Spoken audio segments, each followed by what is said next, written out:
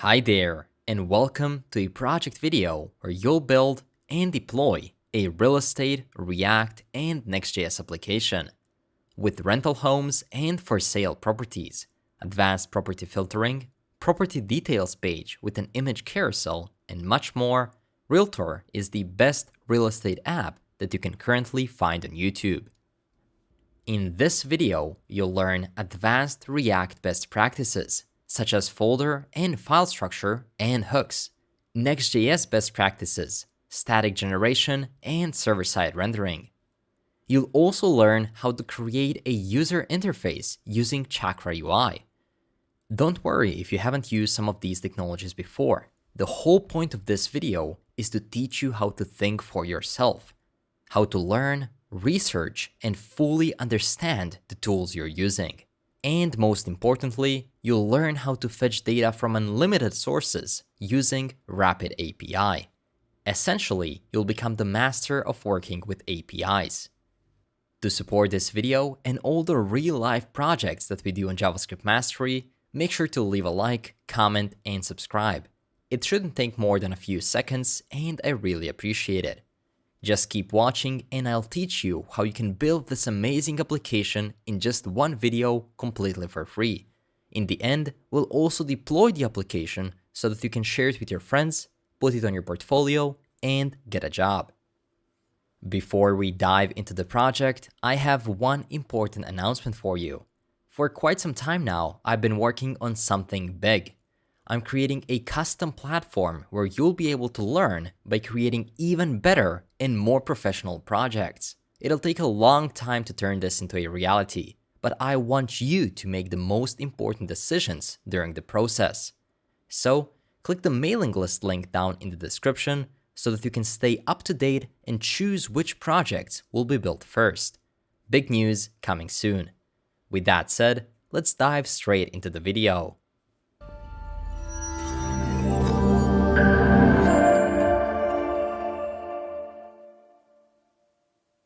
Before creating a folder for our project code, we must first visit RapidAPI. The link is going to be down in the description. The making of this entire application is possible only due to RapidAPI because we are using one of their APIs to fetch all of the real estate data. This API is just one out of hundreds of thousands of APIs available on their API hub. In this video, you're going to learn how to use most of these endpoints from this API, how to get different properties, filter them, and get property details. So, to be able to use our API, make sure to use the RapidAPI link down in the description, and then you can click Sign In or Sign Up. In this case, I'm going to log in since I already have the account. You can log in using Google, GitHub, Facebook, or just your regular email. Once you're in, you'll be redirected to Rapid's API hub, where you'll be able to find hundreds of thousands of APIs. This was the first step of our video. Now, let's create our application folder, and then later on, we're going to call these APIs straight from our Next.js application. One more thing I'd like to quickly mention is that the link to the GitHub repository of this entire project is going to be down in the description. So if you at any point get stuck, definitely make sure to refer to this GitHub repository. Here, you'll be able to compare your code and see if something's wrong. Alongside the entire repository, down below, you can also find a lot of different GitHub gists for specific files and things that I mentioned throughout the video. While you're here, definitely make sure to leave a star. Now, let's jump right in. As we always do, let's start off by creating a new empty folder on our desktop. In this case, I'm going to call it JSM_real estate. Of course, instead of JSM, you can put your name here. Once you've created your folder, feel free to drag and drop it into your code editor of choice. In this case, I'm using Visual Studio Code because it provides a nice built-in terminal that you can get to by going to View and then Terminal. Inside of here, we can initialize our Next.js application by running the command npx create-next-app and then add latest, and then put the dot slash afterwards with a space in between, of course. This is going to initialize a new latest Next.js application straight inside of this folder. There we go. We're using React, React DOM, and Next, and our application is being initialized as we speak. I'm gonna pause the video right here and wait for this to finish, and I'll be right back. The process ran incredibly quickly, and we are almost ready to start our application. But there's one thing that we first have to do, and that is to create one more file inside of our file tree. We can do that by right-clicking here and clicking New File. The file's name is going to be .babel.rc. Inside of there, you can open a pair of curly braces and then use double quotes to say presets. And then inside of there, put an array that's going to say next/babel. Also, we can set the plugins, but for now, they're going to be set to an empty array. Once you create that file, you can close it, and then we can run our application by running npm run dev. If this process wasn't successful for you, make sure that you have Node.js installed first. You simply have to Google Node.js, download and install it. But with that said, we are ready to run this application. More specifically, our application is running on localhost 3000, so we can just press Ctrl-click and it's going to open right up for us. As React.js has their own demo site, this is the demo site for Next.js. Of course, we won't need any of this. So let's go ahead and set up the real file and folder structure that we're going to use for this project. There are a few dependencies or packages that we're going to use throughout this project. So that might be the best first step. We can again go to View and then Terminal, press Ctrl-C to stop our application from running, and then we can install all of the necessary dependencies. We can do that by running npm install, and we can start listing them out. Let's start with the UI kit we're going to use for our components. That's going to be add Chakra-UI/React. Then we're going to use add emotion/React. That is a peer dependency of Chakra UI. And finally, add emotion/styled. Then we're also going to use Axios to make API requests, as well as the framer-motion, which is another peer dependency. We're going to also use Millify. Millify has a lot of utility functions that will help us format large numbers into a human-readable format. Then we're going to have the nProgress, which is going to be a progress loading bar. And then finally, React-horizontal-scrolling-menu. We're going to use this for our gallery of images. And the last one is going to be React-icons. Now, if you run enter, this is going to install and we'll be ready to start creating our file and folder structure. I'm again going to pause the video and I'll be right back as soon as our dependencies install. And there we go. Our dependencies have been installed and we can run npm run dev one more time. We can close our terminal and we can start focusing on the file and folder structure. In our Next.js application, you're going to notice that we have a special API folder. From inside of here, you can write real backend code. But in this case, we're going to focus on the index and the _app.js. As you can see, this might seem familiar. This is what we saw at the start. This is the demo code. But we can immediately delete all of this because we're going to create our new code for our homepage. So to do that, we can first delete the unused packages and we can import a few of them that we're going to need. That's going to be import link from next/link. We're going to also need import image with an uppercase I from next/image. This is going to be an optimized version of the basic image component. And finally, we can import a few components from Chakra UI. The components we're going to import are going to be flex. Then we can also get the box, the text, and the button. All of this is coming from add Chakra-UI/React. And if you've never used Chakra UI, don't you worry at all. The whole point of this video is to introduce you to Chakra UI and all the other technologies that you're yet to see. There are a lot of framework frontends for React, things like Chakra UI, Material UI, or &design. The main thing I want to teach you here is to read the documentation code for each one of them. Right now, you might develop your own projects in Material UI. Then, on your job, you might be asked to do something else, and on your other client's project, you might need to use something entirely else. So the whole goal is to be adaptable to the changes, and you can do that by learning how to read the documentation. So let's go ahead and visit the Chakra UI documentation page. I've visited chakra-ui.com, and in here you can see create accessible React apps with speed.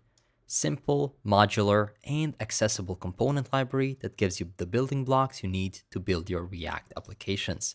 So let's go to get started. And inside of here, you should be able to see all of the features, theming, layout, and everything you need to know to use Chakra UI. The whole goal, of course, is to use all of the different components that they offer. For example, the button that you can see right here, or the checkbox, the forms, the grids. So whenever you see me using something from Chakra UI that might not make total sense to you at the moment, definitely visit the docs, go to the search, and then search for that. For example, let's say that we're searching for the input. Click here, and then you'll be greeted with everything you need to know about that specific component. With that said, let's see if there's something else we have to import. Right now, I don't think there is. So let's delete this class name, and let's simply create an H1 that says hello world for now. If we save that and go back, you can see that we have hello world on our homepage. Now let's create a banner component. This banner component is going to be the component above our home component. And there's something I want to teach you about that. We can create a const banner, which is going to be a functional component with an instant return. Whenever you create components in React or Next.js, you can reuse them. And that's the goal. So for example, if we create this banner right here, we can give it a flex container like this using the flex from Chakra UI. And let's just give it a few more properties, and then I'm going to show you what I mean. This flex is going to have a flex-wrap equal to wrap. Then it's going to have a justify-content is equal to center. And it's also going to have align items equal to center, and M is equal to 10. M stands for margin. Now inside of there, let's say that we want to have some sort of a text. So let's create a text called purpose, because we're going to use that later on. This purpose is coming through props into this component. Every functional component has props, but more specifically, we can destructure them and get the purpose right here. So now you can use this component as many times you want just below by simply saying banner, calling it as a self-closing component, and then passing the purpose prop. Let's say the purpose here is for sale, like this. And then in the bottom one, let's duplicate it and simply say for rent. Now, as soon as you save this, and if we go back, you can see this component being reused 2 times. Of course, this maybe doesn't make a lot of sense right now because this component is fairly simple, but you're gonna see why does it make so much sense later on. So now let's actually create the banner component. In here, we're first going to have an image with a capital I. We need to provide it a source, and the source is going to be the image URL. We don't yet have that, but we're gonna pass it through props later on. Then we're also going to create a width property right here, and that is going to be set to 500, but as a number, and also a height property equal to 300. There we go, I've got that. And finally, we also need to provide it an alt prop for screen readers. So we can say alt, and let's say something like banner. Now below that, we're gonna have a box, and box is nothing more than a simple div in Chakra UI. There we go, the most abstract component on top of which other Chakra UI components are built. It renders a div by default. Again, if you don't know what something means, simply hover over it. It's gonna give you an explanation, or search it in the documentation.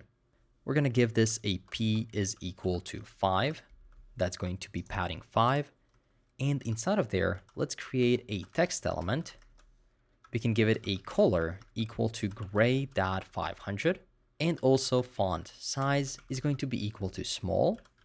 And font weight is going to be equal to medium. This text is simply going to render out our purpose. Now I'm going to duplicate this text 2 more times. Our second text isn't going to have a color, but the font size is going to be really large, 3XL, like this. And also the font weight is going to be bold. Inside of here, we can render our title 1 like this. Then we're going to add a break tag right here, and then we're going to render our title 2. In the text below, we also won't have the color, but we will have the font size equal to large, or rather LG. And let's also do padding top is equal to 3 pixels, or just 3. Also, we can do the same thing for padding bottom is gonna be set to 3. And for the end, instead of the font weight here, we will change the color, and the color will be gray.700. So just a bit darker. Inside of here, we're gonna render the dest1, which is a description. Finally, below this text, we're gonna have a button, and this button is going to have a font size is equal to XL. We can also give it a background with BG, blue.300, and finally color will be set to white. Inside of there, we can render a link tag. So right here, let's say link, and it's going to have an href equal to, and right here, we'll be able to go to link name. And then inside of there, we're going to render the button text. And this has to be dynamic because we're going to pass it through props. So now let's see, what properties do we have that we're not using yet? That's going to be the title 1, also title 2. We're going to have a description 1, and later on, we're going to also use a description 2. So let's simply copy the break tag and paste it right here, and also say description 2. We're going to get that through props as well. We're going to also need a button text, a link name, and finally image URL. Now we have everything we need. We are ready to call this component 2 times. First time for the for sale, and the second time for rent. But as you noticed, some things are gonna change depending on when we call it. So let's space this out properly, and let's start adding some new props. For our first banner, our purpose is going to be rent a home. And then we can also start creating a title. Our title 1 is going to be rental homes for, and then our title 2 is going to be set to everyone. I'm missing a 1 here. Then we can create a description 1, which is going to be explore apartments, villas, homes. And then in description 2, we're simply going to say and more. Inside of the button text, we can say something like explore renting. And we're going to also create a link name, which is going to be equal to /search, question mark, purpose is equal to for-rent. And then finally, we also have to provide the image URL. So right here, we can say image URL is equal to, and in here, I'm going to provide you with the image that you can use. So the link to this image is going to be down in the resources to this video. You'll be able to find GitHub gists for all the code that's going to be mentioned here. As I've mentioned at the start, there's going to be a GitHub repository that you can reference to and check if you have any mistakes. But there's also going to be a GitHub gist file where you'll be able to find all the files and code that I mentioned you need to copy or follow along throughout this video. This image URL is just one of them. That's going to be it for our banner. We can quickly copy this and now paste it for our second banner as well. But of course, we're going to change some things here. First, I'm going to change this to buy a home.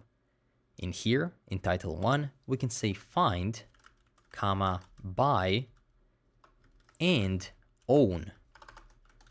your, and in here we can say dream home. Then we can say explore apartments, villas, and homes, and more. And on button text, we can say explore buying. The link name is going to be not for rent, rather for dash sale. And the image URL is going to be just a bit different so that we have some diversity. So again, this is going to be linked below the video. There we go. Finally, before seeing this in the browser, we have to set up our images. We're using an image tag right here with a source, and this is an image coming from Next.js. This is an optimized version of a basic HTML image. So to make this work, we have to create just one thing inside of the next.config.js. Inside of here, we can say images, comma, and then make this equal to an object. Inside of there, we can say domains, array, and then we simply need to paste a string. We can go to index.js, and we need to copy the start of this URL. So let's copy everything until the .com. And there we go. We can delete the HTTPS and just leave the bayad, production, and everything else to the .com. This is going to be the API for rental properties that we're gonna use. Before seeing this in the browser, considering we've changed our Next.js config, we have to open up our terminal by going to view and then terminal, stop it from running by pressing Ctrl+C and then Y, and then simply run it again, npm run dev. Whenever you change your package.json or config files or environment variables, you have to restart your terminal. So now we can close this, save it, and take a look in the browser. And we've got just one error saying that we must use height and width properties. So in here, I just noticed that I've misspelled width. So as soon as we fix that, we should be able to see this in the browser. We have our hello world at the top, and then we have our two banners. The first one is going to be for rent a home, and the second one for buy a home. We can see that our buttons are not looking that great, so let's go ahead and fix colors on those buttons.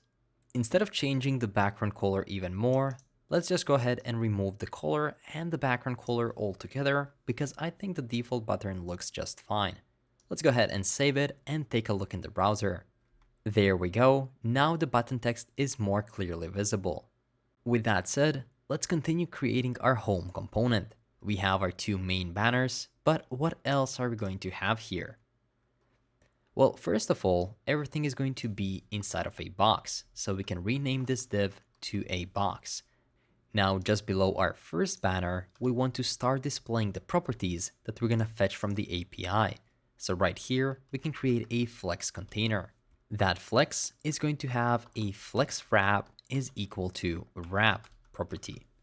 And inside of there, we want to get the properties we want to map over and then display them here. So I'm going to write that here, fetch the properties, and map over them. Of course, we are not yet fetching anything from the API, so that won't be possible for now. And then we want to do the same thing below the second banner, which is going to be when we fetch the properties for buy a home. And here, these are going to be the properties for rent a home. Great. So with that said, we're just starting with this video and we're already going to start fetching the data from the API. So let's go ahead and explore how easily can we fetch a lot of data from RapidAPI.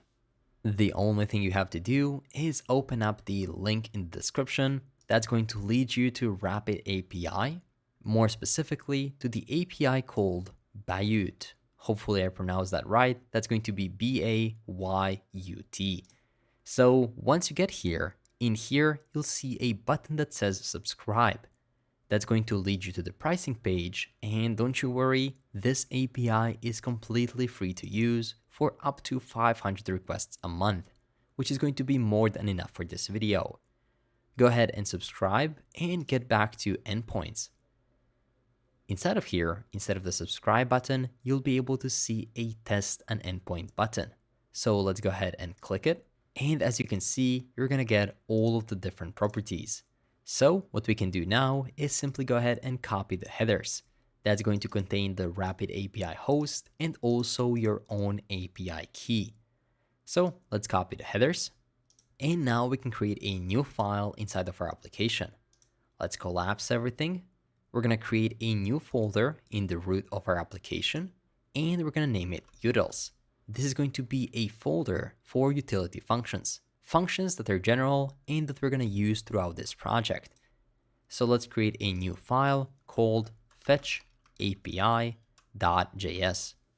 Inside of here, we can import Axios from Axios, and now we can paste our headers right here and simply comment them out for now.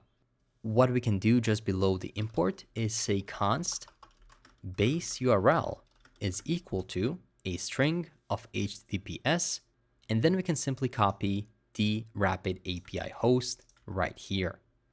Now we can create a new function that's going to use for fetching the data from the API by saying export const fetch API is equal to an async arrow function that's going to accept the URL.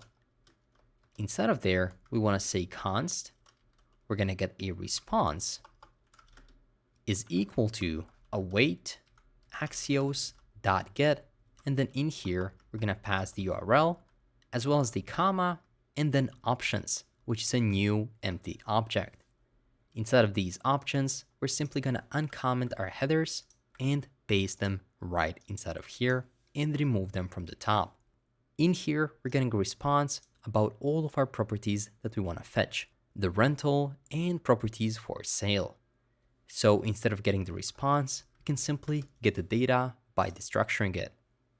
And as you can see, this base URL is not used in this file, rather is going to be used in all of the other files. So we can simply go ahead and export it.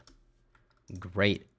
So now let's see how we can fetch this data inside of our index.js. Going back to our index.js, we can go to the top and import the two things we exported. That's going to be base URL as well as the fetch API. That's going to be coming from /utils and then fetch API. Now you might be wondering, where are we going to fetch this data? Is it going to be inside of the use effect as it is in React.js, or is Next.js doing something different? Well, let me show you. Next.js allows you to create a special function just at the bottom of your component by saying export async function get static props. You can open the function block, and right inside of here, we can do the API calls. So let's do the first API call, const property for sale. That's going to be equal to await fetch API. Again, this is the function we created at the top. And then we're simply going to pass in the URL by saying a template string. We're going to paste the base URL and then /properties /list location external IDs with IDs capitalized and S lowercase is equal to 5002. Then we can say end purpose is equal to for-sale, and we can say and hits per page is equal to 6. Now we can duplicate this line, and in the bottom line, we can just change this to for-rent. Great. And then in here, that's going to be property for rent.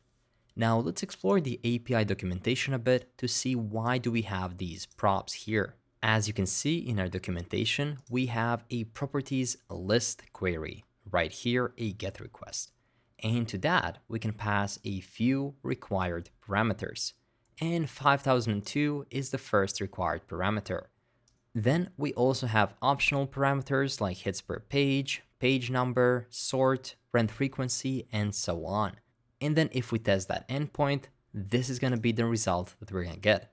A list of all the properties either for sale or for rent.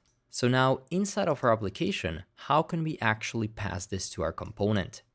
What we can do is right inside of here, we can return an object where we have props. Inside of the props, we're going to have properties for sale is going to be equal to property for sale ? Dot hits. We can add a comma, duplicate this line, and the second line is going to say properties for rent. And inside of here, we can say property for rent question mark dot hits. What Next.js does is it automatically adds these to the props of our component right at the top. So right here, we can destructure properties for sale as well as properties for rent. There we go. Now we have the properties and we can map over them. Just so we can be 100% sure what data are we getting, let's first console log these properties. There we go. And one more important thing is if you go to fetch API, you're going to notice that our data right now is declared but is never being used. So just at the bottom right here, we have to return the data. That way, we'll be able to console log these and then later on use them in our code. Now let's go to the browser and check it out. There we go. As soon as you open up the console, you'll notice that we get 6 apartments or houses for rent and 6 for sale. And these have a lot of data. Agency data, area, bats, categories, completion status, cover photo, anything that you can think of, it's here.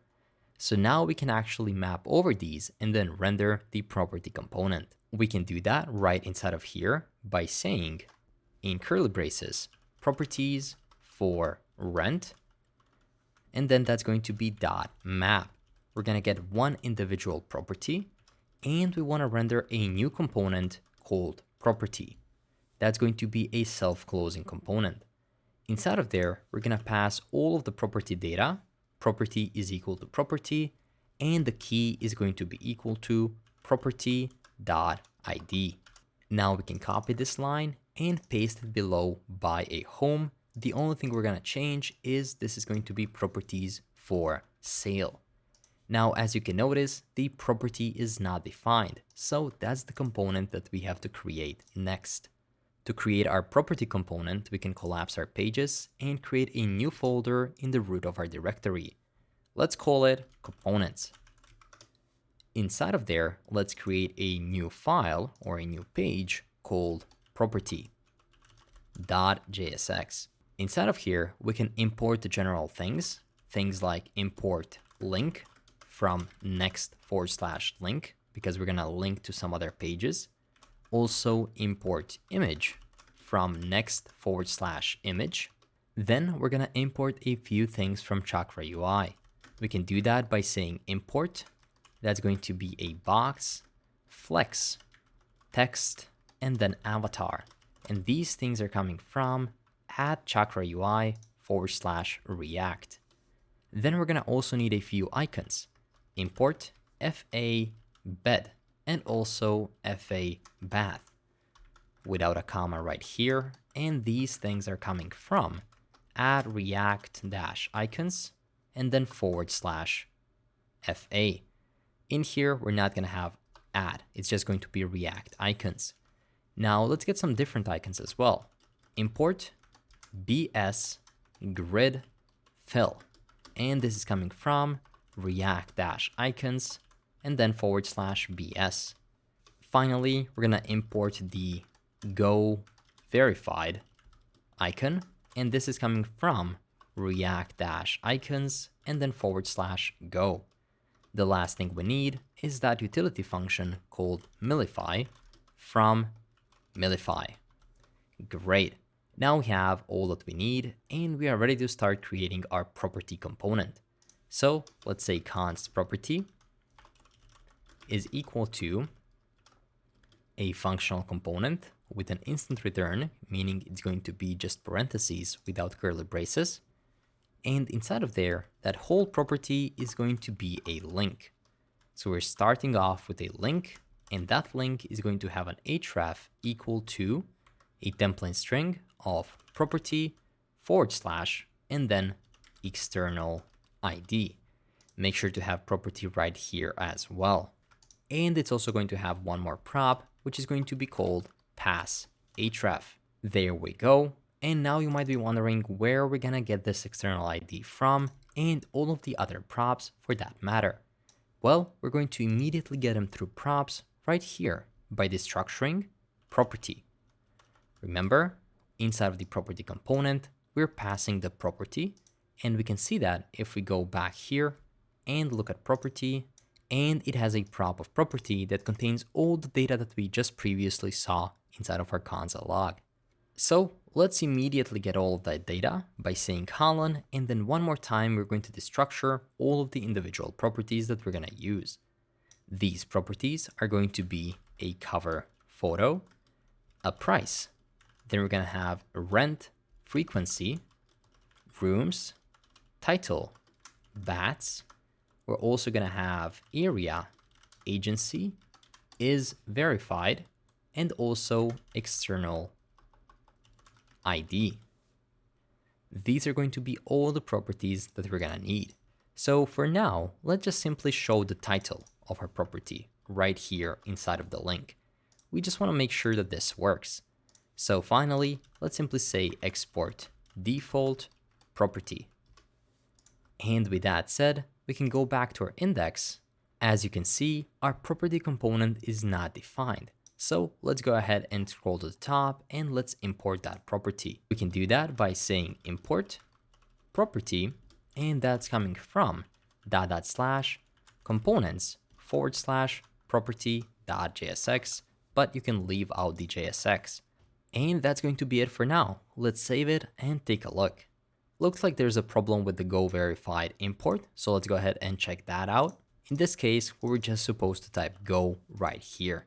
So now let's save it and take a look. We have one more error saying that properties for rent is not defined, and that was just a mistake on my end. In here, I misspelled that right here. So let me just properly copy properties for sale right here, paste it inside of here, and I'm gonna do the same thing for properties for rent. And we no longer have to console log this. Let's save it and take a look. The last error that we get is that external ID is not defined. So let's go ahead and check that as well. That's going to be inside of the property. And if we look into external ID, I spelled it with a lowercase d here. So let's go ahead and fix that. And I leave all of these errors in all of my videos because I want to teach you that nobody is perfect.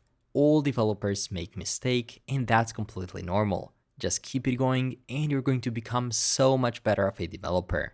With that said, if you appreciate me for leaving all of these errors in the description of the video, there's going to be a newsletter link. You can sign up for that to get more development tips on a weekly basis delivered straight to your email. Great. With that said, let's test this out and hopefully now it's gonna work. There we go. Below each one of our banners, we can see a lot of different titles right here. Right now, they're all kind of next to each other, so it seems like one huge sentence. But these are all individual properties, 6 of them to be exact. So now let's add a few more things besides the title for each one of these properties, including the image and everything else, and we're immediately going to make this look so much better.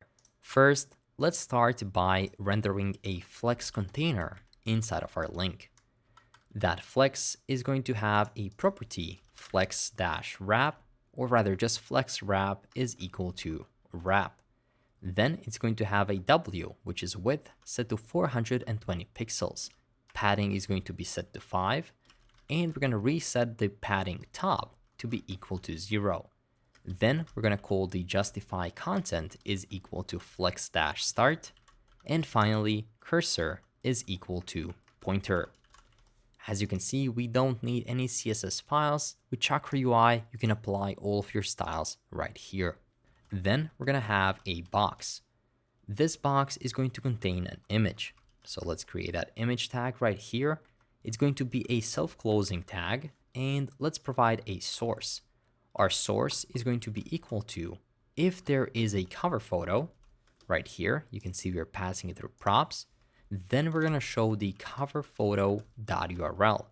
But if there isn't a cover photo, then we're going to show a default image.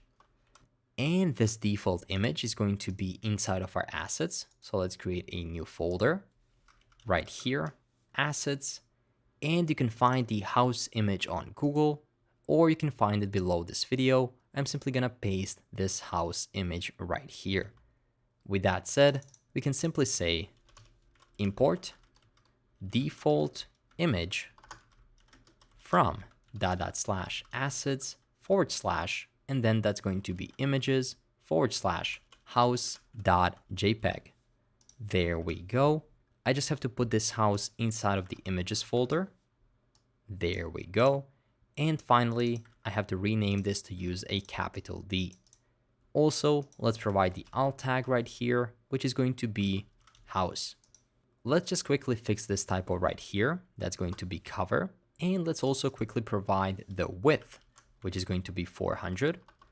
And also the height, which is going to be 260 pixels. As soon as we do that, we can save this and let's check it out in the browser. And there we go. We have rental homes for everyone, and below that we have 6 rental properties. Then below that we have buy a home, and then we have 6 homes that we can buy with our money. Great, this is looking great. Now finally, let's add more properties to each one of these images, or let's say cards. Let's turn these into cards. Below our image box, we can create one more box. This box is going to have W is equal to full, which stands for full width. Then inside of there, we're going to create a flex container. So let's say flex. It's going to have a padding top is equal to 2. It's also going to have align items is equal to center. And it's going to have a justify content is equal to space dash between. Then we're going to have another flex container inside of this one, and it's going to have align items is equal to center. Inside of there, we can create a box, and this box is going to have a padding right is equal to 3, color will be equal to green.400, and inside of there, we can say if is verified, then end we can render the go verified icon, which is just a self-closing tag. Now let's also close this, and also below that, let's add a text element. For the text, we can say font weight is going to be equal to bold, and font size is going to be equal to large. Inside of there, we can say AED, which is the currency for United Arab Emirates, and then finally, we can say price. The price might not be the total buying price. It may also be a rent price. So if there is a rent frequency, in that case, we're going to render a template string that's going to say / rent frequency. Like this. There we go. So now let's close this template string, this dynamic block of code as well. And let's check this out in the browser. There we go. This is already looking much better. We have the price. We can see if the seller is verified, and we can see the renting price. If we scroll down, you can see that this is not being rented. This is just the price to actually buy it. Now, to make the price more readable, we can put it inside of the millify function. So right here, millify, and then price. As you can see, now that says 9K monthly, which is a lot more readable. And in here, it says 2.6 million to buy this great property. Awesome. Now below this inner flex, we're going to create a box right here. And inside of that box, we're going to render the avatar component. It's going to have a size is equal to SM and a source equal to agency $.logo $.url. It can also be a self-closing component, so we don't need a closing tag. Below the box and below this flex, we're going to have one more flex container. This flex container is going to have a align items property equal to center. It's going to have a padding equal to 1. Also justify dash content equal to space dash between. Finally, it's going to have a width, or just W, is equal to 250 pixels. And color is equal to blue.400. Inside of there, we can show the rooms. So just simply say rooms, and then we can render the FA bed right here. Then put one line and then we can say FA bath as an icon, and then we can render the number of baths in front of that. And finally, we can put one more line and say millify in here to render the area in square feet. And finally, we can show the BS grid fill icon that represents the area. One last final thing we have to do below this flex is to create one more text field. This text field is going to have a font size is equal to LG, and inside of there, we're gonna see if the title.length is larger than 30 characters. In that case, we're gonna simply cut it by saying title.substring from 0 to 30. And we're gonna put that in a template string like this. And then we're gonna add 3 dots. Else, if it's not larger than 30 characters, we can simply render the entire title. Great. Before checking it out in the browser, let's just quickly fix this typo. It's supposed to be substring. Now let's check it out. Our property component is done. And there we go. As you can see right here, we have our monthly price, we have our image, and we have the image of the agency that's renting it. That image is quite big, so we're definitely gonna have to make that smaller. Let's see what else do we have here. And the properties for sale are not showing up in the row. So these are some things that we are yet to fix. The reason why our Chakra UI components are not working as they should is because I still haven't implemented the Chakra provider.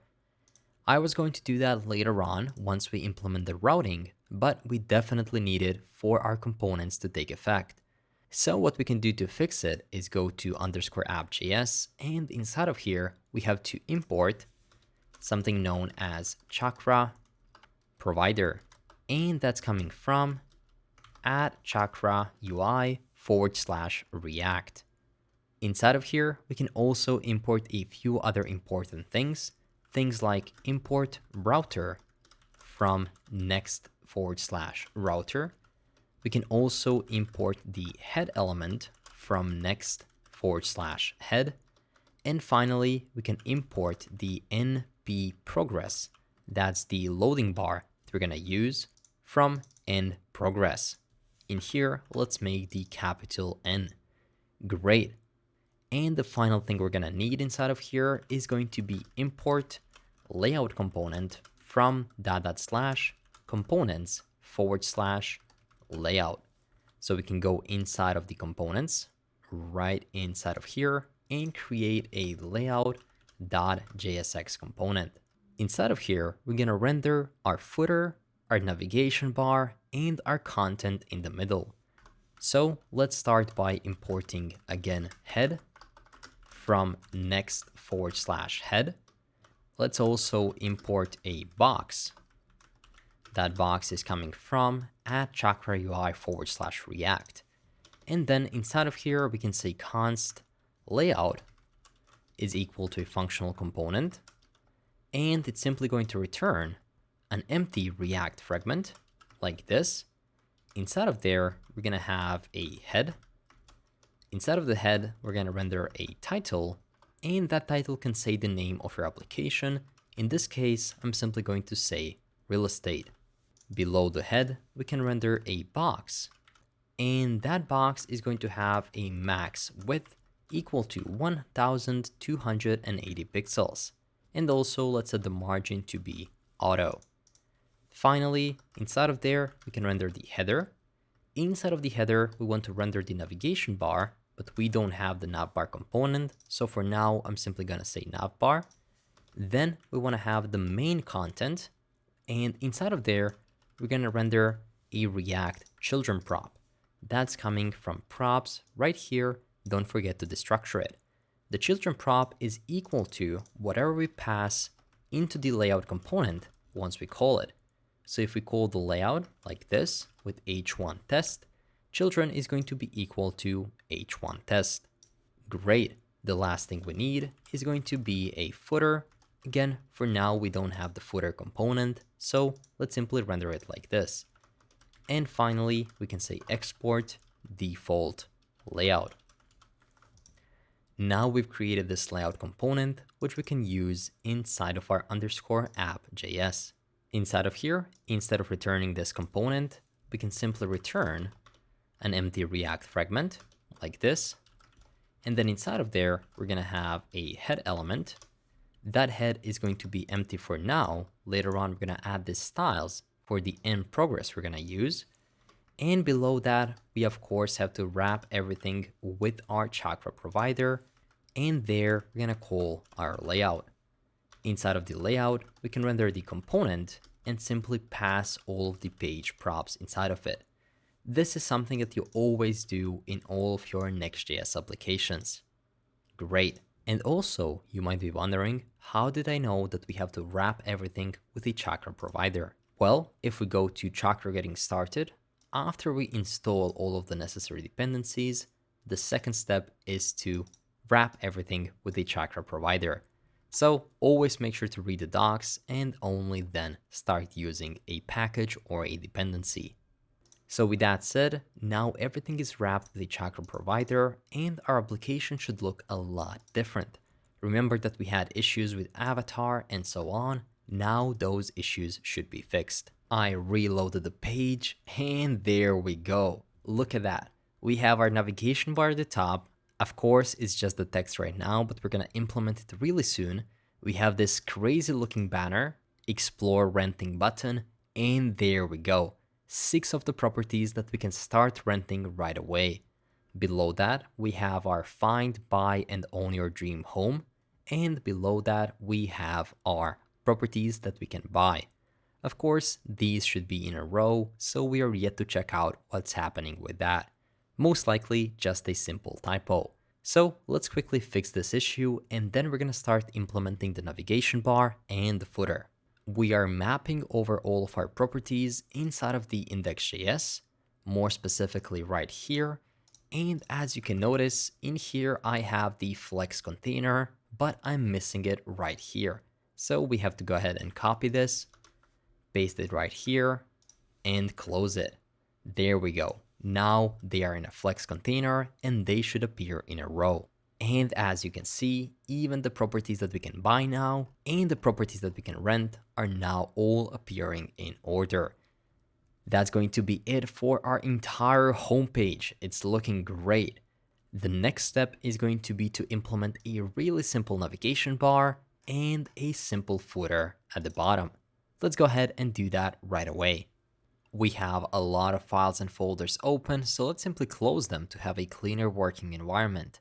We can do that by holding Control and then pressing W a few times. Finally, let's collapse this. Let's go into components and let's start creating our navigation bar component. We can simply call our component navbar.jsx. Inside of there, we can import something known as a link. We've used it a few times so far. That's coming from next/link. We also need a few Chakra UI components, so that's going to be import menu. We're going to also need menu button. We're going to need a menu list, a menu item, icon, button, and then all of the usual ones as flex, box, and the last one is spacer. And these are coming from at chakra-ui/react. Below that, let's import a few icons. That's going to be FC menu, FC home, and then also FC about.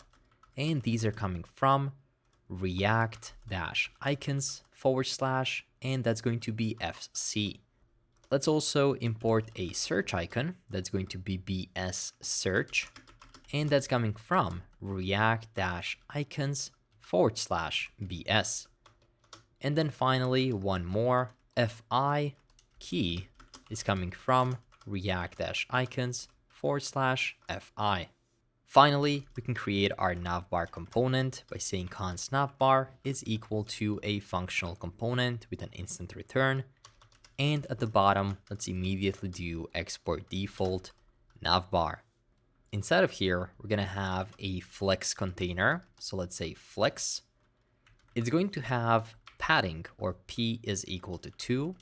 border bottom is going to be 1 pixel like this.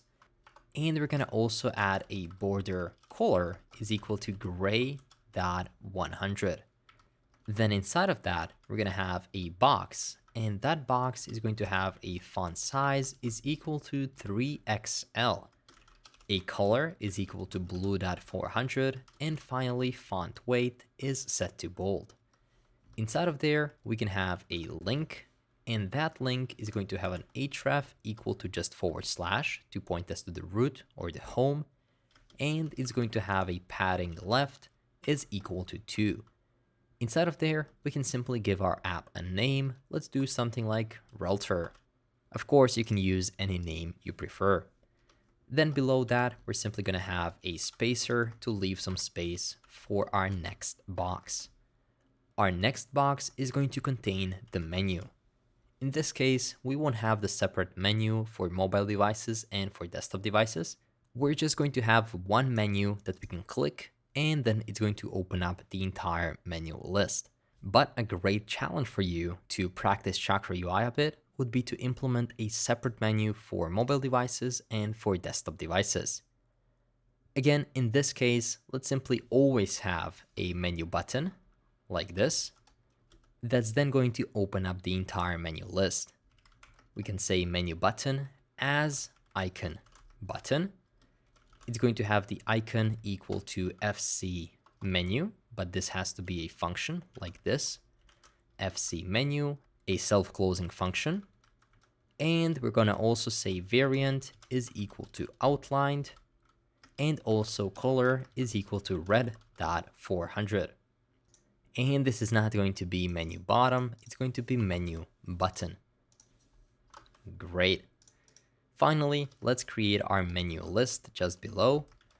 Our menu list is going to contain a few links. Our link is going to have an href to just /, and it's going to have a pass href property.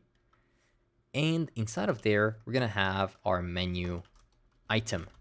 And that menu item is going to contain an icon. In this case, that's going to be FC home. We have to close it, and then it's simply going to say home. Now we have to duplicate this 3 more times, 1, 2, 3, and the second one is going to point us to the search. Inside of here, we can simply say search, and we're going to change the icon to BS search. Next one is going to go to / search, but purpose is equal to /sale. Like this. Of course, we have to properly close it. And right here, we're going to simply say buy property. And we can change the icon to FC about. Finally, for the last one, we're going to copy this entire string. And we're simply going to say, instead of for sale, that's going to be for rent. We can say rent property. And in here, we can say FI key.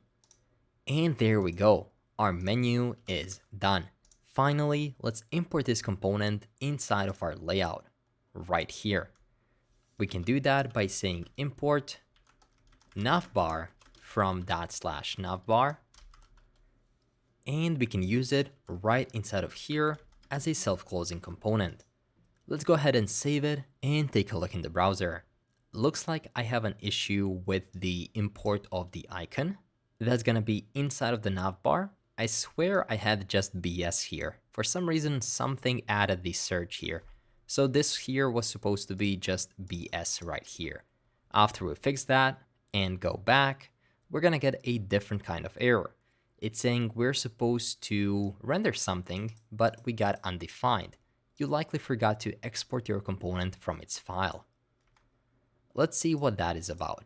We have const navbar, and we indeed are exporting it. In here, we're returning our component, so that seems fine. And inside of the layout, we're importing navbar as navbar. I've just quickly spotted our issue, and that is that the next link is not coming as a named export. So in here, it is going to be a default export, meaning no curly braces.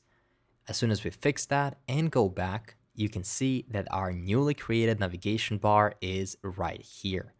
Realtor.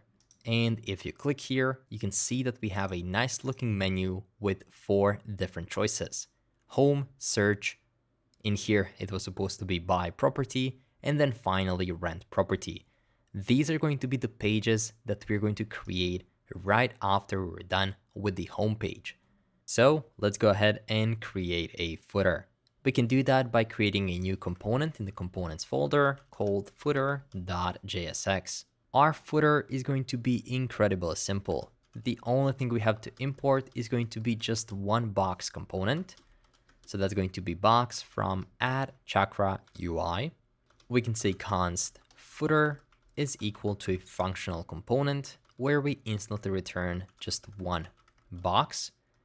That box is going to have a text align equal to center, and it's also going to have a padding equal to 5, color equal to gray.600, and border top equal to 1 pixel, and finally border color is going to be equal to gray.100. Inside of there, we can simply say 2021 Realtor, comma, incorporated. And finally, let's export default our footer component so that now we can go into layout. From here, we can simply import footer from footer, and we can call it right here as a self-closing component. Let's save it and check it out. If we now scroll down, you should be able to see that we have this nice but really simple looking footer. With that, our entire homepage is done. And due to the nature of Next.js, this is going to be really quick. So as soon as we reload the page, you're going to notice that everything pops up instantly. Later on, it's going to be a bit slower because we have to load a lot of new properties. If you think about it, 6 here, along with 6 at the bottom with all of the high resolution images. But we're going to strive to make it as quick as possible. The next step we can do is implement the search page. Search page is technically going to be both the buy property and the rent property, because we're always going to go to one search page and then trigger specific filtering properties. So let's go ahead and implement the search right away. That's going to be the core of our entire application, where we can find new properties.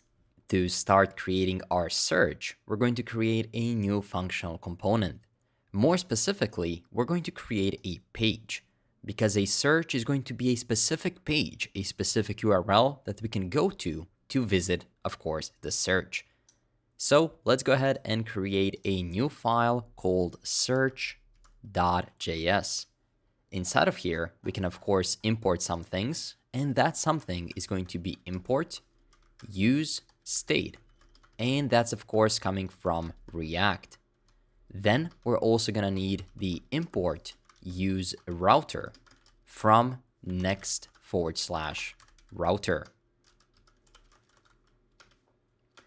Then we can import the image that's coming from, that's going to be Next.image. We also need to import a few things from Chakra UI, and that's gonna be flex, also a box, a text, and then finally the icon from add Chakra-UI/React. And the last thing we need is going to be an icon BS filter, and that's coming from React-icons/BS. Great. So now we can create our search functional component by saying const search is equal to, and then we can form our component like this. Inside of here, we're going to have one state property called search filters, and of course, set search filters. Based on these filters, we're going to, of course, filter out the properties that we can see. That's going to be equal to use state, and at the start, the search filters are going to be set to false. We can also declare our router here by saying const router is equal to use router, and then we call it as a hook. And then finally, we can start returning some JSX. So inside of here, we're going to have a box element like this. And inside of that box, we're going to have a flex container. So right inside of here, we can say flex, and we're going to have a lot of properties in this flex container. So I'm going to expand it into multiple rows.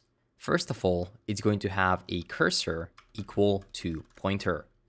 It's also going to have a background equal to gray.100. And now that I think about it, since there's going to be a lot of properties and a lot of JSX for our search, it might be a good idea to put the browser side by side by the editor. That way, we'll be able to see our changes live. So let's go ahead and drag and drop our editor to the left side of our window. And there we go. Now we can see our live browser side by side by the editor. So let's go ahead and simply export this search component. Export default search. Let's save it. And let's try to go to our navigation bar and go to search. And as you can see, right now we have just the header and the footer, but this is where we're just implementing the content. So right here, if I say something like text with a capital T like this, and we're simply going to say something like search property by filters like this. As soon as we save that, you'll be able to notice this nice flex we've just created. So let's add a few more properties to make it look even better. We're going to give it a border bottom equal to 1 pixel. I'm going to make the text just a bit smaller so that we can see everything properly. We're going to give it a border color equal to gray.200. There we go. We can also keep it going by setting the padding equal to 2. That just made it look a bit more like a div. Then we're going to also give it a font weight equal to black. There we go. That's really making it darker. We can also give it a font size equal to, let's do large. And finally, justify content is going to be set to center. And also align items is going to be set to center. Great. Now, just next to this text, we're also going to apply an icon. So we can say icon padding left is going to be 2, width is going to be set to 7, and in here we can say as, that's going to be BS filter. And we don't need the closing tag, we can just automatically close it. There we go. Now, this is going to be an expandable div. So once we click on this, it's going to open all of the other filters. So what we can do is provide an onClick property right here and say set search filters. So inside of here, what we want to do is take the prev filters, so the previous filters, and simply toggle it on and off. So right here, we can say not prev filters. That means that if we are currently filtering something, then once we click it, we want to stop filtering and vice versa. So let's see, set search filters. I might have a typo somewhere. Yep, so let me copy this. There we go. Now, once we expand this, you'll see what I mean. So just below this flex containers, we're going to say if there are search filters. We can do that by saying search filters and end. Then we're going to render the search filters component. Of course, this is the component that we haven't yet created. So let's go ahead and do that right now. That's going to be inside of the components, and that's going to be search filters.jsx. Inside of here, let's first import everything that's going to be necessary. That's going to be use effect, as well as the use state that's coming from. That's going to be React. Then below that, we're going to import a few things from Chakra UI. These things are going to be flex. We also need a select. We need a box, a text, input, spinner, icon, like this, and finally, button. And this is coming from @chakraui/React. Then we're going to also need router here, so I can import use router, and that's coming from Next/router. We also need one icon, which is going to be called MD cancel, and that's coming from react-icons/md. And finally, we can import the image tag by saying import image from next/image. Now we can create our component by saying const search filters is equal to a functional component. And right here, we can immediately export default search filters. For now, let's simply return a div that's going to say search filters. We just need to be able to know that we're correctly importing this component into our search. So what we can do is, if you already have this here, try pressing Ctrl space. It should automatically suggest an auto import. So let's click here. And as you can see, it imported it straight for me. Search filters from /components/search filters. If it didn't auto import it for you, make sure to do this manually. Now I'm gonna press save, and we should be able to see our search filters once we click here. There we go. So this is what I meant. When we click on this large div, it's going to hide and show the search filters component. Of course, now is the time that we actually implement the search filters component. There are two ways we can go about this. The first way is to actually show the properties first, and then to later on implement the search filters. I think that makes just a bit more sense because we need to know what we're filtering.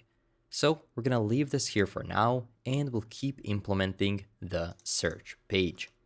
We can do that by adding one more text here. That text is going to have a font size equal to 2XL. And it's also going to have a padding equal to 4 and font weight equal to bold. Inside of here, we can simply say properties. And now here's the key thing. Why did we have to import the router? Well, because router contains the URL. So if we go to rent properties, then that's going to be contained in the URL. And if you go to buy properties, that's also going to be contained in the URL. Let me show you what I mean. If we go to our menu and buy property, this is going to be search purpose for sale. So we can get to that value by saying router.query.purpose. Purpose because we have that here as a query parameter. And as you can see, properties for sale.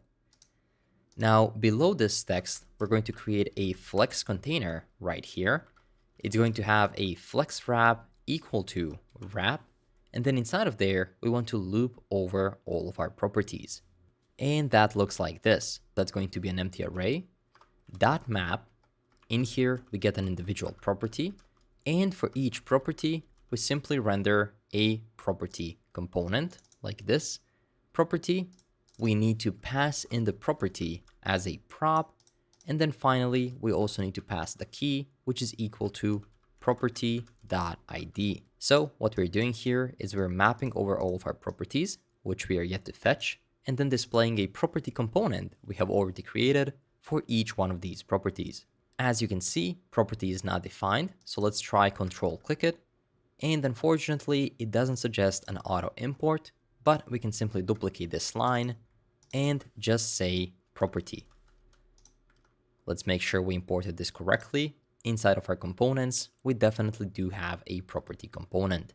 So this is going to be it. Now, one more thing we can do is say if properties.length. Again, we don't have access to properties right now, so I'm simply going to put that as an empty array, is triple equal to 0, meaning if there are no properties. In that case, we can simply render a new flex container like this, and it's going to have a justify content equal to center, align items equal to center, flex direction is going to be set to column, margin top is going to be set to 5, and margin bottom is going to be set to 5. Great. Inside of there, we want to show an image. So we can say a self-closing image tag. It's going to have an alt, simply say no result. And the source is also going to say no result. This no result is just going to be an image inside of our assets folder. So as you did before, go to your assets folder and then simply copy and paste the image no result SVG from the bottom of this video straight to your assets folder. Once you do that, we can import it right at the top. We can do it right here by saying import no result, and that's going to be from /assets/images no result dot, and that's going to be SVG. Great. Let's save it. And there we go. This guy is staring at a blank screen, so there is absolutely nothing there. And just below that, we can render a text property where the font size is equal to 2XL and also margin top is equal to 3. There we can simply say no results found. There we go. So this is going to happen if there are no results. But now for the real question, where are we going to get our properties? Let's first replace this with properties right here, and we're going to get them through props right here, properties. But the question is, how are we going to populate the props? Well, remember what we did before. If we go to our index, you can see that we populated the value through get static props. So we're going to do something similar in this case as well. So we can go ahead and copy this entire get static props, go to our search, and then simply paste them right here. Get static props is always going to be the same function name in all pages. And in here, we don't have to get separate properties for sale and properties for rent. So I can simply delete these. And we need to filter them. So to filter all of these properties, we'll have to create a lot of different variables. Variables that we want to filter them by. So that's going to look like this. Const purpose is equal to query.purpose. And we're getting the query right through here. That's coming through our URL. As soon as we code this out, that's going to make so much more sense. As you can see, purpose is one of the queries at the top. Later on, once we filter something, we're also going to have and purpose is going to be for sale. Oh, we already have that right here. But for example, square feet is going to be set to 50. And then we can also get that right here. So we also have to provide a default value for something. So let's say that the default for purpose is going to be for rent, like that. Then let's say that we want to see the rent frequency. So rent frequency is going to be equal to query.rentFrequency, or by default, that's going to be set to yearly. Now we have to repeat this procedure for every single one of the props. Again, just below this video, there's going to be a GitHub gist where you'll be able to find the get static props for the search page, and you'll be able to simply copy and paste it right here. So let me show you what we have. The purpose is going to be query.purpose, and for rent is the default. Yearly is the default for rent frequency. Minimum price 0, maximum price 1,000,000, minimum rooms 0, bats minimum 0, sort price descending, area max 3,500, and then we have location external IDs and category external IDs. And finally, we're taking all of these properties and we're passing them one by one through our query API request. Great. Finally, we're getting back the data from that, and now we can actually send it through props by saying props properties is going to be equal to data ? Dot hits. So we are filtering everything, we're sending data through properties, that data is going to arrive through here, and then we'll be able to use it right here and map over it. Right now we have an error, so let's simply go back to our homepage. Now we can open up our menu and go to, let's say, by property. There we go. We have cannot read properties of undefined. That's going to be reading purpose. That means that our query is undefined. So let's see what that is about. We're getting our query through here, get static props, and I've made a small mistake. In this case, this is not going to be get static props. Rather, it's going to be get server-side props. Next.js offers a few of these great, let's call them utility functions. You call these below your components and they completely change the way that component is rendered. So as you can see right here on their documentation page, they've explained that Next.js has two forms of pre-rendering: static generation and server-side rendering. So therefore, we get these three unique Next.js functions that we can call to fetch data for pre-rendering. Before, we called the getStaticProps, which is used for static generation, which means that the data is being fetched at build time. That's great because the build happens before any user visits the page. Once users visit the page, they will immediately get the data fetched at build time. On the other hand though, there's the getServerSideProps for server-side rendering, which means that we're gonna fetch data on each request. You can read more about all of these functions right here and how do we call them. But in this case, we're gonna use not getStaticProps, but rather getServerSideProps. That's going to allow us to get the query and to actually dynamically change the data once the user changes the filters. So let's go back and let's reload the page. In this case, the only thing we're missing is the fetch API. So if you press Ctrl space and click here, that's automatically going to import it right here. Let's reload the page one more time. We're missing the base URL as well. So let's get the base URL as well. And as soon as we get that, take a look at that. Properties for sale, and we get a list of all of our great properties. That's looking great. But of course, we cannot yet filter them. And let's see. These are now for sale, but what if I go to the menu bar and type rent property? That just switched the URL to purpose for rent, and therefore we can see the rent frequency, 1 million a year. There we go. So this is already looking a lot better. Great. Of course, it's still not looking for this specific device size, but this is a weird one, definitely. Not a tablet, not a laptop, and not a phone. But if I extend this just a bit, you'll see that as we increase the size, we can see more properties per row. And damn, do these properties in United Arab Emirates look great. We can extend it even further, and then we get 3 per row. Great. So we're listing the properties for rent, and if we go here, we're also listing the properties for sale.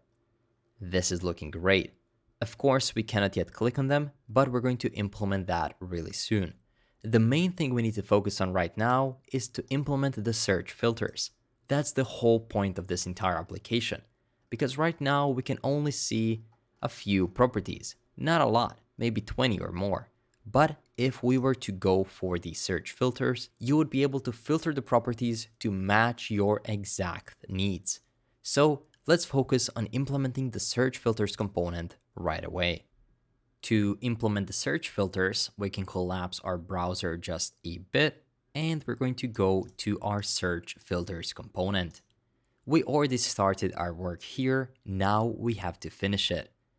We can start off by creating a new use state by saying filters and set filters, and that's going to be equal to use state, and it's going to be set to an empty object at the start because we don't have any filters at the start. Now that we have that, let's implement the JSX so that we can actually choose our filters. Inside of here, we're going to create a flex container. That flex is going to have a background equal to gray.100. It's also going to have a padding of 4. Justify content is going to be equal to center, and also flex wrap is going to be set to wrap. If we save that, you're going to notice that our new container appeared right here, but right now it is empty. So what we can do is we actually need to set up our filters, and we can do that inside of the utility functions. So right here, inside of utils, we're going to create a new file called filterdata.js.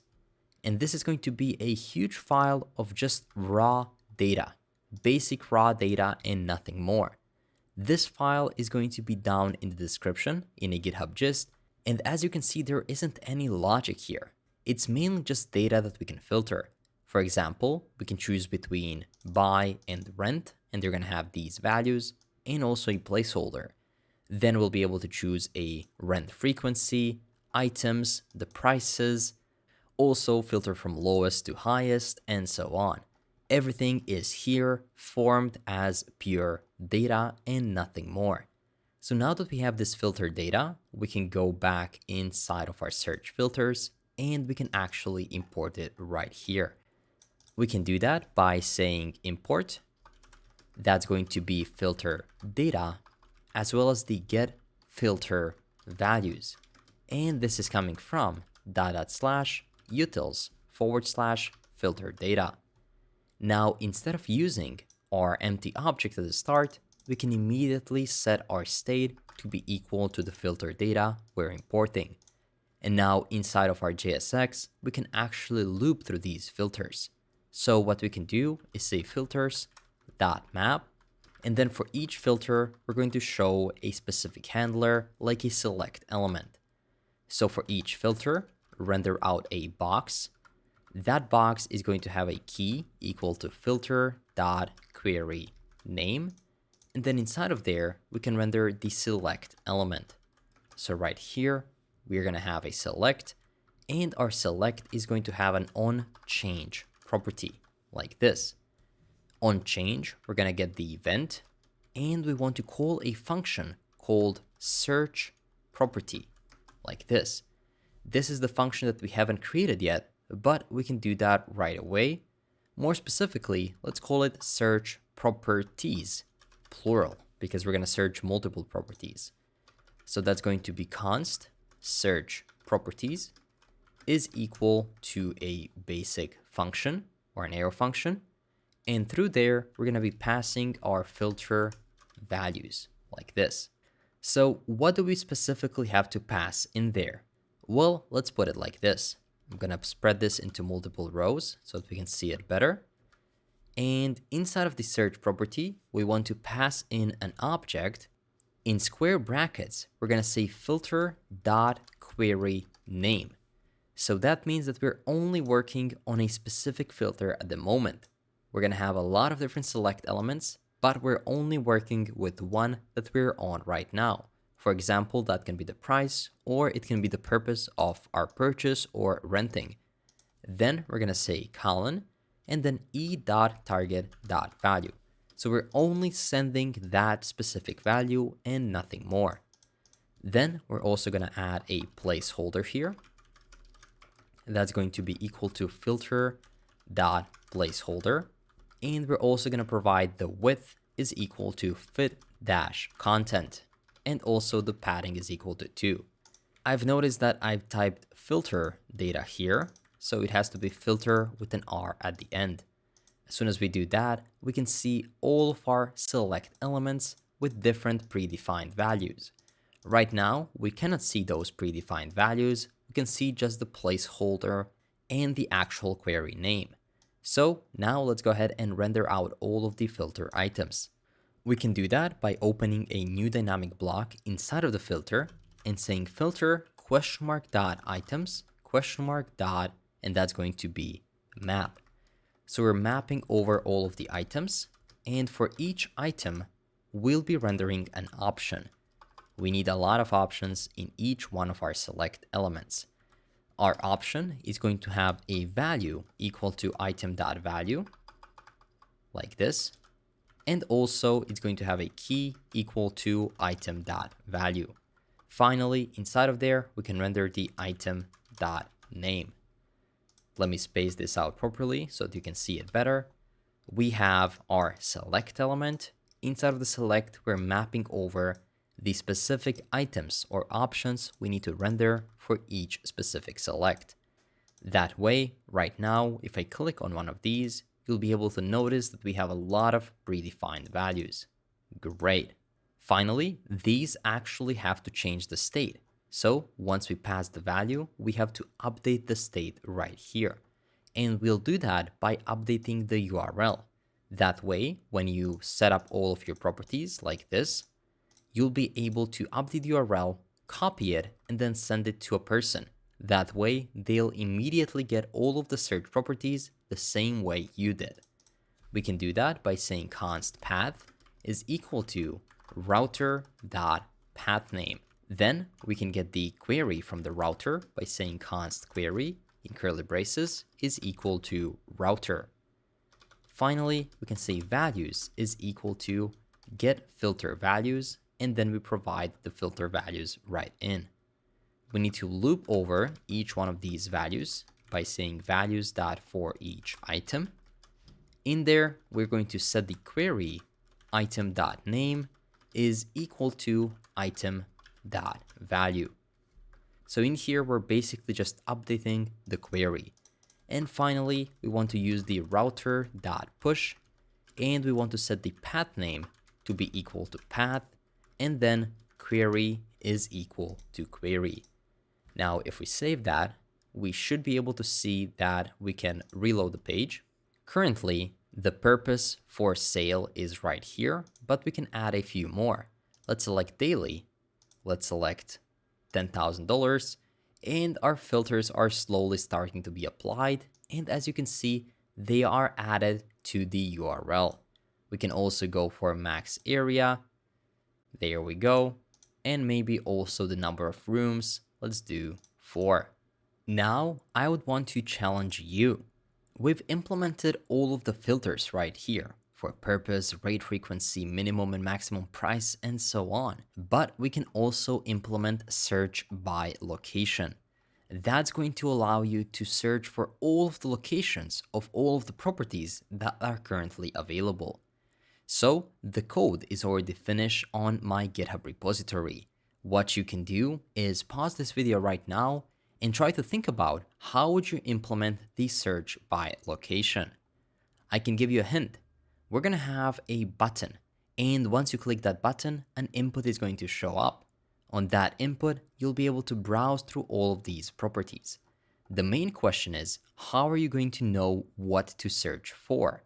And the answer is to go to RapidAPI, the specific API we're using, and then there's going to be the autocomplete. That way, as soon as you type something, it's always going to autofill it. You'll be able to select a location where there are properties, and then you'll be able to list all of the available properties. This is not an easy task, but if you're up for a challenge, definitely make sure to give it a shot. It's completely okay if you cannot do it on your own.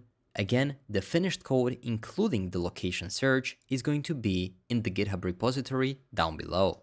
With that said, for now, we're absolutely satisfied with what we have so far. We have phenomenal filters for both buy and rent properties, and we can go ahead and check out our homepage as well. Our homepage should now be able to redirect us to the Explore Renting as well as the Explore Buying. Let's go ahead and try it out. As soon as we go to Explore Buying, it's going to redirect us to Search Purpose for Sale. And if we go back to the homepage and then click the button Explore Renting, it's going to go to the Search Purpose for Rent. And as you can see, these properties definitely do change. We can also change those right here from our menu bar, and we can go ahead and click Search, which is just going to point us to the /search. There, you can manually change all of these filters. For example, let's do buy. As you can see, that implemented the properties for sale, and we can start choosing the daily frequency for our payment. There we go. That's going to be more of a rent thing. And then we can go ahead and choose the minimum price, the rooms, and everything else. Great. This part is now fully implemented. Now for the main star of this application. That is, once we actually click one of these properties, right now we would get an error, but we have to point to the details page of that specific property. So let's go ahead and do that right away. To create a property page, let's close all of our files and folders and let's collapse them. So what we can do is go into Pages, and now we're going to create a new folder. We're going to name that folder Property. And that's for a reason. In Next.js, we have something known as file-based routing. Therefore, this search component or page we created right here is going to be loaded when we go to /search, as you can see right here. The same situation is with a folder property. That's going to render when we go to /property. But now we need to have something dynamic, meaning we can create a new file, use square brackets, and type id.js. Now this page is going to be rendered whenever we go to /property and then / any kind of ID, like 123 or anything else. So let's go ahead and create this component. We can start with importing a few things from Chakra UI, things like box, flex, spacer, as well, and finally the text from add Chakra UI /React. I think I've missed the avatar, so we're going to use the avatar as well. And then we can import a few icons. We can import FA bed, we can import FA bath, and I think we already imported all of these in our property component. So as a matter of fact, let's go to components, property, scroll to the top, and let's import all of these imports we've had here. FA bed, bath, BS grid, go verified, and Millify. I'm going to copy them, go to our _ID, and simply paste them here. We're going to also need the fetch API that we're using inside of the index.js. So let's go ahead and copy the base URL and fetch API. That's going to be the utility functions we've created, and that's going to be coming from .. and then one more time .. utils fetch API. Great. Finally, we can say const, that's going to be property details, which is going to be a basic functional component like this. And then inside of there, we can instantly return something. So we don't need to use curly braces, we can simply use parentheses. We're going to return a box, and that box is going to have a max width, which is equal to 1000 pixels. It's going to have a margin of auto, and also padding is going to be set to 4.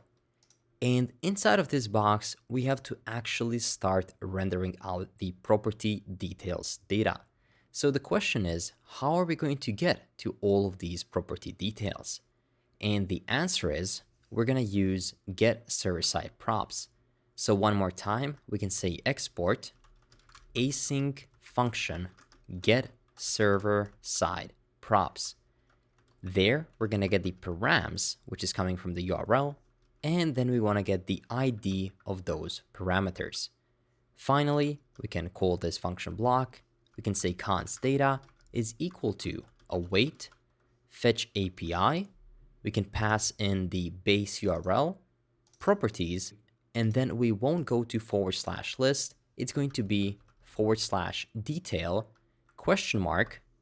external ID, both I and D capitalized, and we need to pass in the ID. This is going to be how we're going to fetch all of the property details. Finally, we can return. We need to populate the props, and we're going to have the property details be equal to data. This is how we're populating the props. And as you already know, now we are getting the access to property details straight here inside of our props. But there's going to be a lot of properties that we need to use. For example, property details.price. Then there's going to be property details.rooms, like this. There's going to be property details.paths, and so on. So we don't want to keep repeating ourselves. For that reason, we're simply going to immediately destructure all of the properties at the top. Let's start with price. Then we can get the rent frequency, rooms, title, bats, area, agency, is verified, description. We can also get the type, purpose, furnishing status, amenities, and finally, photos. Now we have all of the properties and we can freely use them inside of our property details. Of course, let's make sure to export default property details. Great. So what we can first render would be the photos. So let's see if there are photos. So photos and in that case, we can render out the image scroll bar. And that is going to be our self-closing component, which we're going to pass in the data in, which is going to be photos. Of course, we haven't yet created this component, so let's go ahead and do that right away. Inside of the components folder, that's going to be image scroll bar.jsx. Inside of there, we can import use context. That's going to be coming from React. We can also import image from Next.js/image. Let's also import the box, icon, and flex. We use this quite a lot, and these are coming from Chakra UI/React. Let's also import the scroll menu and also visibility context. These are coming from React horizontal scrolling menu. And finally, let's import two icons. That's going to be FA, arrow, alt, circle, left. And we want to take the same one, but it's going to be circle, right. Great. Now we have all of our imports and we can start using the scroll menu. We can start by saying const, and then we can create our component. That's going to be image scroll bar. That's of course an arrow function, and we can instantly return a scroll menu like this. Our scroll menu is going to have the left arrow component like this, and that's going to be a component that we're going to create. And it's also going to contain the right arrow, which is going to be equal to the right arrow component that we are yet to create. It's also going to have a style is equal to overflow, which is going to be set to hidden. Great. So now you might be wondering, where are we getting the left and the right arrow from? Well, we're going to create them right here. We can say const left arrow is going to be equal to a functional component. There, we can say const scroll previous. Keep in mind we're destructuring this inside of the curly braces is equal to use context, and we're going to pass in the visibility context. Again, this is just how we're using the React horizontal scrolling menu. Whenever you're wondering how to use something, definitely make sure to read the documentation. So this is going to be for scroll previous, and we're going to render out or return a flex. That flex is going to have a justify content is equal to center, align items is equal to center, and margin right is equal to 1. There, we're going to render out the icon. Icon is going to be a self-closing component. It's going to have an as property, as FA arrow circle left. It's also going to have an on click property right here. So we can say on click is equal to, and then we can call the scroll previous. We can call it like this, but if you have just a function that simply calls itself, you can omit the last part and then also remove the starting part. Just on click scroll previous. Then we can have the font size is equal to 2XL. And finally, cursor is going to be set to pointer. And that's going to be it for now. So this is our left arrow, and we can duplicate this entire thing to create our right arrow. For the right arrow, the only thing we'll have to do is change the scroll previous to scroll next, and then also say right here. Great. Of course, we cannot see anything in the browser just yet, but we're soon to be finished with the image scroll bar, and then we'll be able to see it. But of course, let's loop over our images. We're passing the images as data through our props, and right here we can say data.map. That's going to be one specific image, and for each image we want to show a box like this. That box is going to have a width of 910 pixels. It's going to have the item ID equal to item.id. Overflow is going to be set to hidden. And finally, it's going to have the padding equal to 1. And inside of there, we have to render out that Next.js image like this. It's going to have a placeholder equal to blur. It's going to have a blur data URL equal to item.url. It's going to have the source src equal to item.url. And finally, it's going to have the width equal to 1000, height equal to 500, like this. And then we have to provide different sizes for different devices. Let me collapse this into multiple rows like this. There we go. I'm going to put all of the properties in their own row. We're also missing the alt tag, which is going to be, let's simply say property. And looks like something else is wrong, missing the key property. So let's also add the key, which is equal to item.id. Great. So in here, whenever we're referring to the item, that's actually going to be image. So let's simply rename this to item. Great. The thing I wanted to do is add the sizes property to this image. And then there you can say max-width is 500 pixels. Close it. And then we can set the size of that image to 100 pixels. Furthermore, we can also say max like this, max-width is going to be set to something like 1023 pixels or 24. And then in that case, our image is going to be 400 pixels.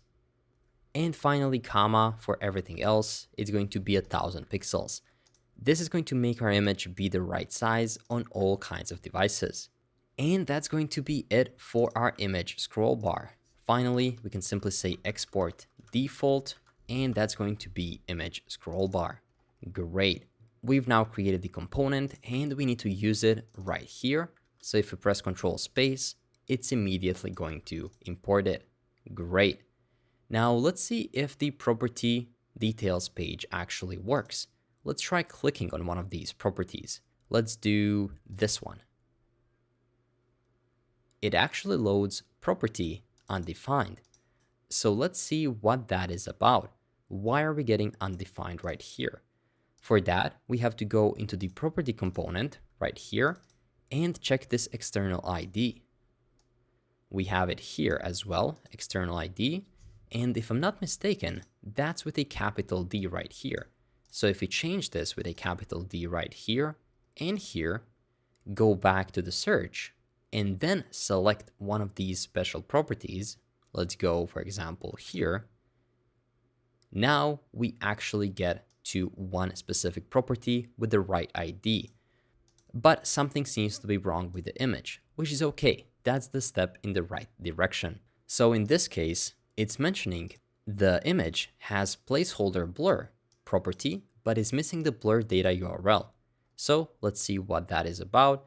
This URL should be written in all uppercase. So the only thing that this does is as the image is loading, it shows the blurred version of that image as you were able to see right now.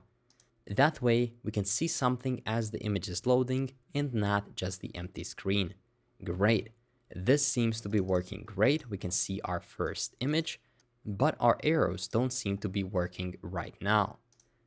Let's see what that is about. I'll open up the inspect element, close the mobile view, and I'll try to inspect these arrows. There we go. This is our arrow, and I'll try to find it right here. That's just the div right there. That seems all right to me, and we're calling the scroll next and scroll previous. It looks like that due to the nature of how the image scroll bar package works, we actually need to have a callback function right here. So I'm going to add the callback function and the function call both on the scroll previous and scroll next. Let's save it and let's reload the page. As soon as we do that, we will be able to click the next arrow and browse through all of that images. And as I browse through the new images, you can see how it slowly blurs out and then we can see it. Great. This is looking good. So now we have more images out of every single property that we want. So let's go to Home.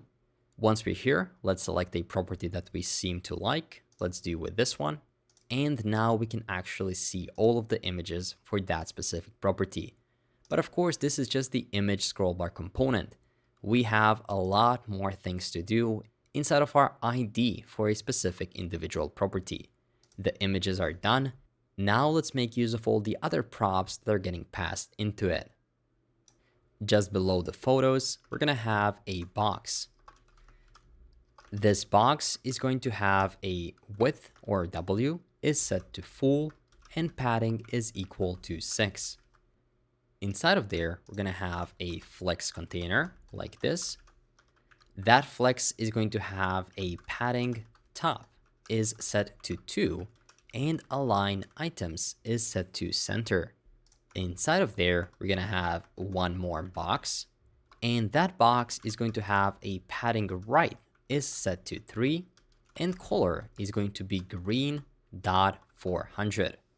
Inside of there, we can simply say if is verified or is verified and. In that case, we're going to show the go verified icon. And there we go. You can see this check mark appear right here. Below that, we're going to have a text element. This text is going to have a font weight set to bold, and font size is equal to large. Inside of there, we can render out the price. But now that I think about it, we already use most of these things inside of our property component. So let's go here inside of our property, and let's try to find the thing we're looking for. That's going to be the price right here, the go verified icon. We also have the box, the spacer, the rooms. Let's simply take all of these and then render them right where we had them. So I'm going to take this flex, another flex, and the text, and I'm going to copy them and paste them right here instead of this flex. As soon as I do that, you can notice that we have the verified, the price, the number of beds, baths, square footage, and we have the title right here. But in this case, we can always show the entire title. So I can simply say title like this. There we go. Now let's tidy this up a bit. I'm going to fix the indentation right here. So that's going to be flex. And we have to fix the indentation for everything else right here. Flex is ending, box is starting, the avatar is here, and we have another flex container ending here. And all of these have to be indented 1 or 2 steps back. There we go. Great. So now we have the title, and let's also render the description. Both the title and the description are going to be in a box of their own. So we can pull this title up, and that box is going to have a margin top set to 2. There we can have the font size LG. We can also give the margin bottom to our title of 2, and font weight is going to be set to bold. There we go. And now below that, we can render out our description. So I'm going to create one more text. That text is going to have a line height is set to 2, and color is set to gray dot 600. Inside of there, we can render out our description. There we go.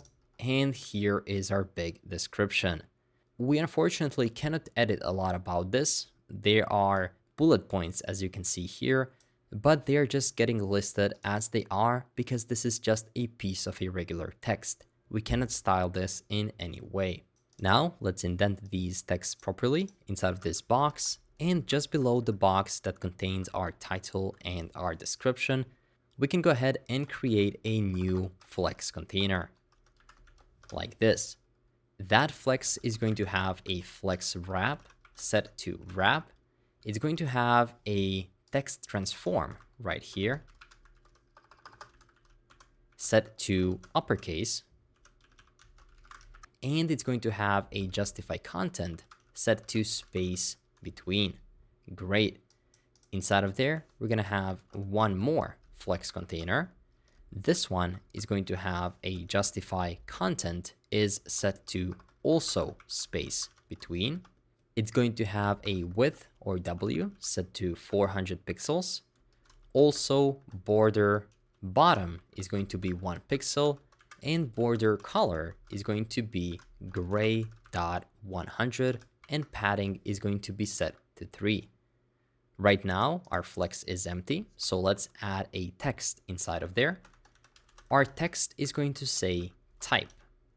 And below that, we're going to have one more text that's going to have the font weight equal to bold. And in here, we're going to render the type of our property just by dynamically saying type. Now, if I reload it, you can see type is equal to property. There we go. As you can see, type is equal to property. Now we can take this flex container and duplicate it one more time. This time it's going to say purpose, and purpose is going to be just dynamically rendered purpose. There we go. Type is property and purpose is for rent. Great. Now, finally, we can dynamically say, is there a furnishing status? If there is, then we're going to render one more of these flexes like this. Flex, and we're simply going to say furnishing status, and that's going to be equal to furnishing status. There we go. This property is fully furnished. Now, below this flex, we're going to create one more box. And inside of here, we're going to list all of the amenities that one specific property offers. So we can open a dynamic block of code and say amenities.length, meaning if amenities exist. In that case, render a text that's going to say amenities. And we can make that text, for example, font size is equal to 2XL, and font weight is set to black. We can also give it a margin top set to 5. Great. So now you can see amenities right here, and we have to actually list them. So let's create a flex container. It's going to have a flex wrap property set to wrap, and then inside of there, we can go here, say amenities, and then dot map. Now for each item, we simply want to instantly return something. And now this is going to be a bit tricky. Each one of our amenities has the sub amenities for that specific category. So we can say item dot amenities dot map. And if you're not sure what amenities means, it's like any kind of extra features that come with the house, like a pool, 2 baths, big garden, anything extra that comes with the house. So in here, we want to get a specific amenity, and we want to instantly return something. The only thing we're going to return for each amenity is going to be a text element. That text is going to have a key equal to amenity dot text. Now let's scroll down so I can show you how do these amenities look like. And this here is supposed to be amenity. And inside of the text, we're simply going to render amenity dot text. There we go. Furnished, electricity, backup, centrally air conditioned, double glazed window, and so on. But of course, these don't look good right now. So what we have to do is apply some properties to our text. I'm going to spread this out in multiple rows. And let's start by simply adding the font weight is set to bold. Then we can also set the color to be equal to blue.400. Then I'm going to add the font size is equal to L. Let's add a bit of padding equal to 2. And let's finally add the background is equal to gray.200. Finally, let's add margin is equal to 1, like this. And let's also add the border radius is set to 5. And now we have these little, how should I call them, cards with specific amenities in them. balcony or terrace, reception, gym, swimming pool. Great. So now we have all of the amenities, and with that, we are completely finished with the property details page. We have this nice image scroll bar where we can see all of the different images of that specific property. You can also see how they're slowly loading as we scroll over them, like this. Great. Then we have the is verified or not, the monthly price, number of rooms, baths, square footage, the title, the description, some more information about the property, and finally, all of the amenities. This is looking great. Now let's try to check the details for some more properties. I'm gonna go to Home. Let's select this one, let's say. There we go, the image loaded. We can go and see all of the other images as they are loading, the monthly price, the title, everything else is in here. Phenomenal. The thing you might notice is that if I click Home, it is going to take some time, but there will be no loading indication. We don't know that anything is happening. So what we're gonna do just now is implement loading. To implement the loading, we can close these files and go to the _app.js page. Inside of here, we're gonna implement the loading. More specifically, just at the top of our component, we're gonna say n progress, that's the component we imported before, .configure. We're gonna pass in an object and say show spinner is going to be set to false. Now that we've set the spinner to false, we can say router .events .on, and on route change start. In here, we simply want to call a callback function and call the end progress .start. So we're starting the loading as soon as we start changing the page. And this is something that's built into Next with the Next router. We have different events that we can track, and then we can call specific parts of the code on that event. So we can simply copy this, paste it below, and say on route change complete. Then we can call the end progress .done. And this here is going to be end progress with a capital P. Great. The last thing we have to do to make this work is copy and paste the link inside of our head. This link is going to be again in the description down with the entire code base. You can just go to _app.js and then find this link here. I'm even going to include it in a separate gist so you can simply copy and paste it. As soon as you do that, our end progress is going to work. We can reload the page, and from now on, whenever you re-navigate, we're gonna have a loading bar at the top. So let me press explore renting. And there we go, that nice loading bar pops up at the top and disappears as soon as we load the page. Same thing is gonna happen once we go into one specific property. There we go, it's loading up and we are there. Awesome. With loading bars, everything definitely seems a bit quicker because the user has that instant response that something is happening. And now finally, before we can see our project deploy and live on the web in its full glory, there's just one more thing we have to do. I noticed that there is a small inconsistency, or a bug you could say, with our filtering functionality. So I definitely want to make sure to fix that before we go any further. If we, for example, go to rooms and select the 3 as a minimum number of rooms, you can notice that all of the other attributes get here as empty at the start as well. And the rooms min indeed is 3. But now if I go for minimum price, let's say with 10,000, you're going to notice that again, we're going to have all the values. Minimum price is 10,000, but take a look at the minimum number of rooms. It isn't set, so that value got cleared. So we definitely have to fix that. First of all, we're going to fix the issue where all of the attributes come up here. And the second of all, we're going to fix the issue that disallows us from selecting multiple parameters at once. So to do that, let's go to our search filter. And the only thing we have to do is add 2 lines of code. Well, 1 to be more specific. We can say if here and say if item.value.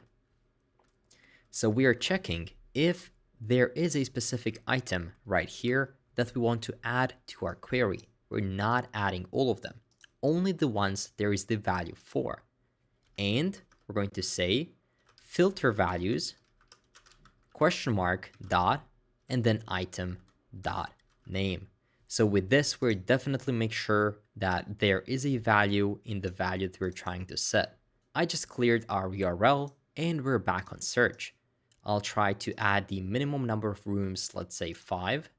There we go, luxurious 5-bedroom unit, there we go. And now let's change the property type to something like villas.